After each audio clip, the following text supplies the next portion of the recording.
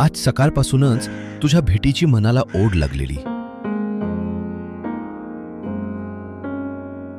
तू आज भेटशील का पुन्हा त्या बस स्टॉपवर? बोलशील का माझ्याशी? तुला भेटायचं म्हणजे अजून एक लेट मार्क लागणार होता, पण लागू देत असं मी आधीच मनाला सांगितलेलं. कधी नव्हे ते आज बांद्र्यावरून फास्ट लोकल पकडली. तसा मी वेळेतच पोचणार होतो. तरीही भीती, धाकधूक, ओढ अशा भावनांनी मन चलबिचल होत होतं. पावलं विनाकारण रोजपेक्षा वेगानं धावत होती. कधी नव्हे ते आज मी ट्रेन प्लॅटफॉर्मवर लागण्यापूर्वीच उतरलो होतो. आजूबाजूचा कोलाहल, गर्दी, प्रवाशांची लगबग मला काहीच जाणवत नव्हती. मला फक्त डोळ्यासमोर गर्दीला भेदणारी एक चिवट छोटीशी वाट दिसत होती, ज्यावरून चालत मला बस स्टॉपपर्यंत पोचायचं होतं.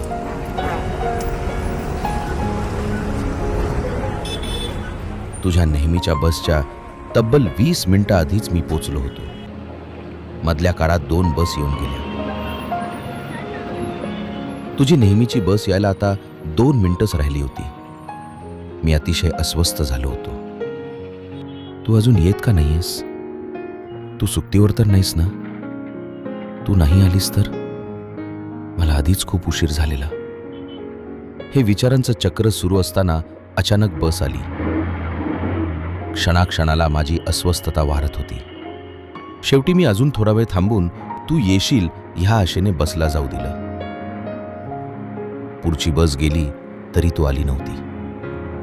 मन हताश झालं होतं. तेवढ्यात पावसाची बुंदाबुंद सुरू झाली आणि तू येशील अशी आशा पुन्हा एकदा जागृत झाली. अजून काही वेळ मी थांबलो, पण तू काही आली नाहीस. शेवटी मी बसमध्ये चढून ऑफिसच्या दिशेने निघालो. बुंदाबुंद सुरूच होती, पण आता पाऊस नकोसा वाटू लागला होता. अखेर मी खिडकी लावून घेतली. त्या दिवशी ऑफिसमध्येही मन लागलं नाही. घरी पोचेस्तोवर शरीर पार थकून गेलं होतं. खूप वर्षांनी स्वानंदीची आठवण दाटून आली होती. आपण तेव्हा धाडस करायला हवं होतं. या विचारानं मन खजील झालं होतं. त्या दिवसानंतर बाबांची मदत घ्यायची नाही हे मी ठरवलं होतं. ही मी माझी मलाच दिलेली शिक्षा होती.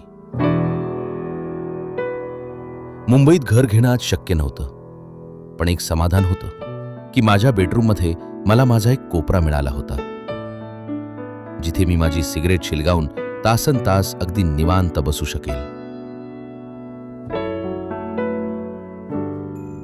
त्यानंतर बरेच दिवस अधूनमधून मी तुझी वाट पाहत बस स्टॉपवर उभा राहिलो.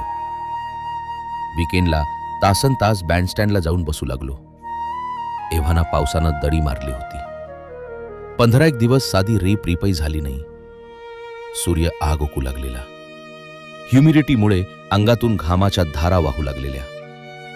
उगाच बॅगेत वजन नको म्हणून 2 दिवसापूर्वी मी छत्रीही बॅगेतून काढून ठेवलेली. आजचा दिवसही नेहमीप्रमाणेच सुरू झाला. आभाळ पांढरं फिट्ट पडलेलं. ढगांचा मागमूसही नव्हता. मोबाईलवर स्क्रोल करत असताना एक पोस्ट दिसली आणि आज पुन्हा तुझ्या विचारांनी मनाचा ताबा घेतला. तुझी भेट होऊन एव्हाना महिना उलटलेला. तू पुन्हा भेटशील ह्याची शक्यता दुसर झालेली, पण तरी एक संधी घेऊन पाहावी या विचारानं मी बसस्टॉपवर तुझी वाट पाहत उभा राहिलो आणि काही वेळानंतर निराश होऊन ऑफिसकडे निघालो. दुपारचे 3 वाजले असावेत. कामाच्या व्यापातून डोकं वर काढलं आणि खिडकीकडे पाहिलं तर आकाशात काळेकुट्ट ढग दाटून आले होते. मनात एकदम धस्स झालं. आज छत्री घेतली नव्हती आणि लॅपटॉपही कॅरी करावा लागणार होता. विचार थांबत नाही तोच मुसळधार पावसाला सुरुवात झाली. पावसाचा जोर इतका होता की जणू पुढे त्याला 2 महिन्यांची दीर्घ रजा टाकायची आहे की काय असं वाटावं. अर्धा तास झाला. पाऊस थांबतच नव्हता. ऑफिसमध्ये चर्चा सुरू झाली. सर्वांची नजर खिडकीकडे आणि घड्याळाच्या काट्याकडे. तेवढ्यात टीव्हीवर बातम्या सुरू झाल्या. आणि आत्ताच्या घडीची सर्वात मोठी ब्रेकिंग न्यूज. मुंबईत मुसळधार पावसाचा कहर सुरू. अचानक झालेल्या मुसळधार पावसाने शहरातील अनेक भागात रस्त्यांवर पाणी साचल्याने वाहतूक मंदावली आहे. दादर, सायन आणि अंधेरी परिसरात पाणी साचल्याच्या तक्रारी.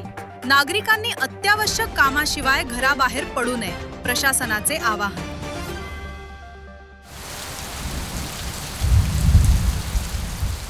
मुंबईचा पाऊस बेभरोशाचा आहे.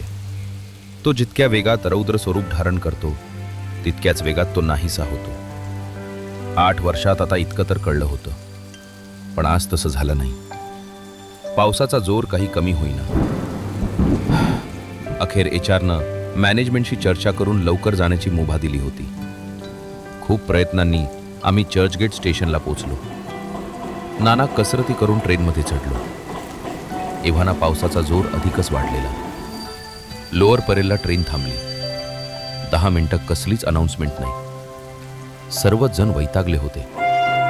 अखेर 15 मिनिटांनी ट्रेन सुरू झाली. रडत खडत ती चालू लागली आणि अखेर प्रभादेवी स्टेशनपासून काही पावलांच्या अंतरावर थांबली. पावसाच्या पाण्यानं प्लॅटफॉर्मचा ताबा घेतला होता. आता पावसाचा जोर ओसरत नाही तोवर ट्रेन चालणं अशक्य होतं. मी 1 तास ट्रेनमध्ये तसाच बसून राहिलो. पाऊस काही कमी होण्याची चिन्ह दिसत नव्हती. मध्ये आईचा फोन येत होता. काय करावं काही उमजत नव्हतं. अखेर ट्रेनमधून उतरून चालत घरी जाण्याचा निर्णय घेतला. प्रभादेवी परेलला जोडणारा पूल पाहून सुरुवातीला तर काळजात धडकीच भरली. याच पुलावर चेंगराचेंगरी होऊन काही वर्षांपूर्वी अनेक जणांचा नाहक बळी गेला होता. काही मिनिटात मी स्टेशन बाहेर आलो. सर्वत्र पाणीच पाणी होतं. रस्त्यावर गाड्यांची जणू रांग लागली होती. तेवढ्यात तिची नजर माझ्याकडे गेली.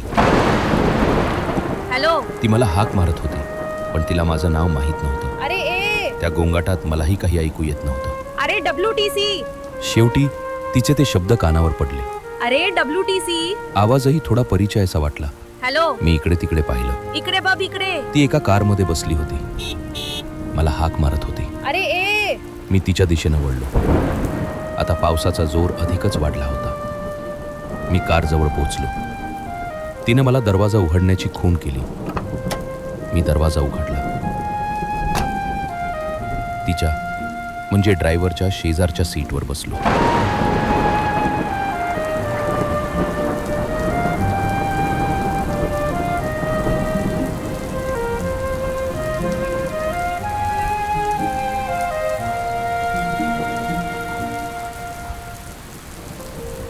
तुम्हालाही कधी असं प्रेम झालंय का? कमेंटमध्ये सांगा.